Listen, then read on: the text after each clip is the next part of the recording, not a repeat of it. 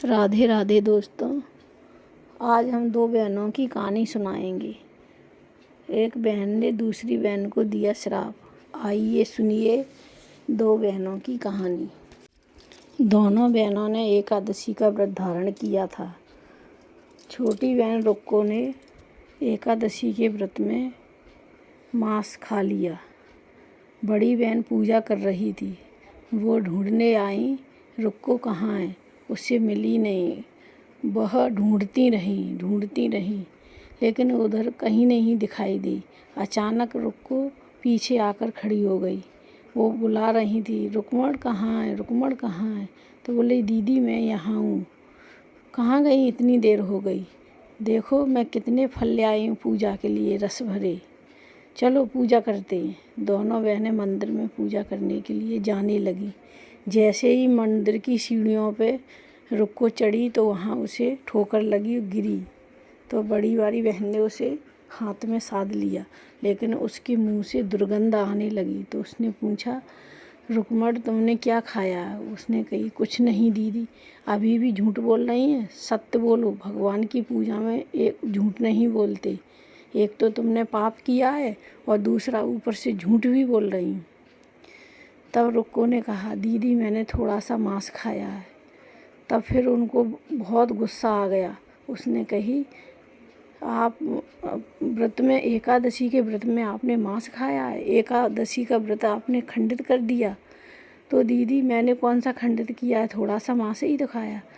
बोला, पाप कर, अपनी गलती स्वीकार नहीं कर रही, पाप करने के बाद भी।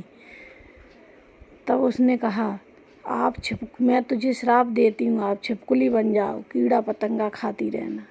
तो रुक्को अपनी बहन के श्राप से छिपकली बन गई। श्राप देने के बाद बड़ी बहन को बहुत पश्चाताप हुआ। वो माता के चरणों में जाकर गिरी और माँ से कहने लगी, हे माँ, मैंने क्रोध में अपनी बहन को श्राप दे दिया है। वो रुक्को छिपकली बन गई है। माता आप उसका मार्गदर्शन करो, हे माँ उसका उद्धार करो। वो माँ से प्रार्थना करने लगी, माँ दया करो, माँ मार्गदर्शन करो हमारी बहन का। ऐसे कह के वो माता के चरणों में गिर पड़ी। तो क्या तारा की प्रार्थना माता ने सुन ली?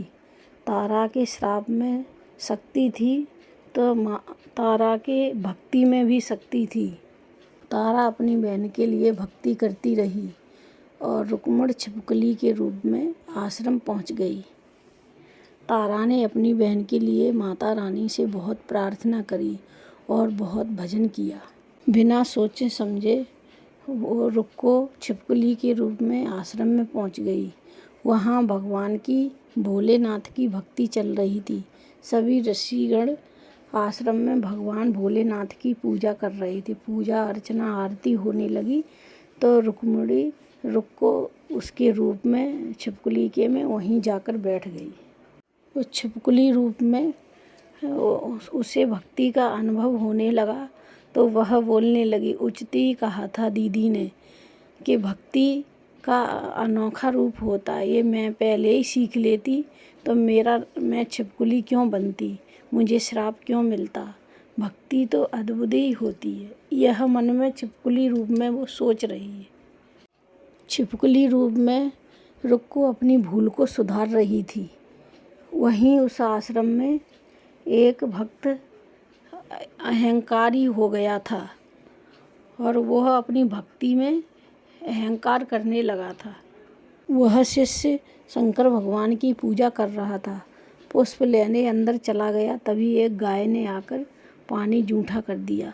तो वह जोर से चिल्लाने लगा, हटो यहाँ से, शिव अभिषेक का जल जूठा कर दिया। तो गाय हटी नहीं तो एक लाठी लेकर आया गाय को मारने के लिए। जैसे ही उसने गाय को लाठी मारने को भेजी, वैसे ही ऋषिगण आ गए। उन्होंने कहा, ये क्या कर रहे हो, आप एक निरपराध पशु को मार रहे। तो बोला, ऋषिवर इसने शिव अभिषेक के लिए जल रखा था, वो जूठा कर दिया। तो जूठा कर दिया तो दूसरा लिया, उसे क्या, वो क्या जानता है पशु क्या। ऐसे शिष्य की हमारे आश्रम में कोई ज़रूरत नहीं है, आप निकल जाओ यहाँ से। ऋषि ने उसको निकाल दिया आश्रम से। यह सब रुक्को छिपकली रूप में देख रही थी। वह ऋषि गाय से कहने लगे, हे गौ माता, हमें क्षमा करो, तुम्हारा हमारे आश्रम में अपमान हुआ है। और वे गाय से प्रार्थना करने लगे, क्षमा मांगने लगे और ऋषि से कहा, गौ माता का अपमान किया है, इसलिए हमें हवन पूजन यज्ञ करना चाहिए और कुछ शिष्य जाओ भंडारे के लिए खीर बनाओ। सभी अपने अपने कार्य में लग गए। दुष्ट ने दुष्टता नहीं छोड़ी। उस शिष्य ने आश्रम से तो चला गया, लेकिन वह गुरुजी से बदला लेने को तैयार था। वो बदला लेने के लिए तब वो कहने लगा, अपमान तो मेरा हुआ है, मैं अभी देखता हूँ इस आश्रम में। गुरु का काम तो शिक्षा देना है। जो शिष्य धर्म की राह पर चलते हैं वो अपने गुरु से सीखते हैं, और जो शिष्य धर्म की राह पर नहीं चलते वो क्या सीखेंगे, वो तो अधर्म में ही सीखेंगे। वह आश्रम से निकालने के बाद भी नहीं सुधरा। वह अब एक और भूल करने वाला था। गुरुदेव, आपने मेरी योग्यता पर प्रसन्न चित्त लगाया ना, तो अब देखना मेरी योग्यता। वह शिष्य ऐसे कहने लगा। उस शिष्य ने एक और गलती करी। उसने एक मटका रखा था तो वह फोड़ दिया, उसका जल गिरने लगा। तब आश्रम के जो खीर बना रहे थे 2 शिष्य, उन्होंने देख लिया। उन्होंने कहा, जल तो हवन कुंड की तरफ आ रहा है, लेकिन हवन खंडित नहीं होना चाहिए। इसलिए खीर छोड़कर वह जल को साफ करने लगे। तब वह शिष्य कहने लगा, अब इस खीर को मेरे हवाले छोड़ दिया है तो गुरुदेव इसका स्वाद चख लेना आप कभी भी।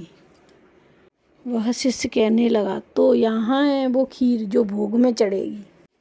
उस शिष्य ने मरा हुआ सांप उस खीर में डाल दिया और वह कहने लगा, गुरुदेव, आपने मुझे इस आश्रम से निष्कासित किया था, अब आपको सब हमेशा के लिए इस आश्रम से निष्कासित कर देंगे, निकाल देंगे आपको हमेशा हमेशा के लिए।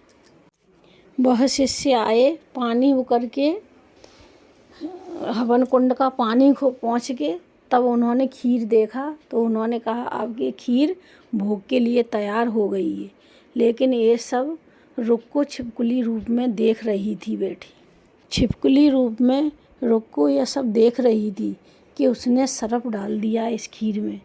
तब वो सोचने लगी, ये विषैली खीर ब्राह्मण खाएंगे तो ऋषि को, गुरुदेव को ब्रह्म हत्या लगेगी, इसलिए मुझे ही कुछ करना चाहिए। एक छोटी सी छिपकली पूरे आश्रम की प्राण रक्षा कैसे कर सकती है? जो धर्म पर अड़ग रहे वह कुछ भी कर सकता है। छिपकली रूप में रुक्को इसकी साक्षी थी, वह सब कुछ देख रही थी। यदि ये विषैली खीर भोग में चढ़ी तो अनर्थ हो जाएगा, मुझे ही कुछ करना पड़ेगा। जब कोई धर्म पर चलता है तो छोटा कद भी बड़ा दिखाई देने लगता है। उसके विश्वास ने उसे शक्ति दी। छिपकली रूप में रुक्को ऐसा करने जा रही थी जिसका किसी ने भी अंदाज़ा नहीं लगाया होगा। वह सोचने लगी, इस घोर अनर्थ को मैं कैसे रोकूं? गुरुदेव ने कहा, शिष्यों, खीर लेकर आओ, अंतिम आहुति के लिए खीर की आवश्यकता है। वह शिष्य कहने लगा जो उडंग था, जिसने सांप डाला था, अब मेरे हृदय को शांति मिली है। जब ये खीर भोग में चढ़ेगी फिर सभी ऋषि मुनि खाएंगे तो मृत्यु को प्राप्त हो जाएंगे, तब मेरे हृदय में शांति ही शांति आएगी, परम शांति। लाओ शिष्यों, पूर्ण आहुति के लिए थोड़ी खीर ले आओ। वह शिष्य कहने लगा, मेरी योजना विफल कैसे हो गई, अब मैं क्या करूं? गुरुदेव ने उस शिष्य को देख लिया और वो सोचने लगे, मैंने तो इस आश्रम से इसे निष्कासित कर दिया था, ये यहाँ क्या कर रहा है? जब उन शिष्यों ने वह खीर फेंकी तो उसमें मृत सर्प दिखाई दिया।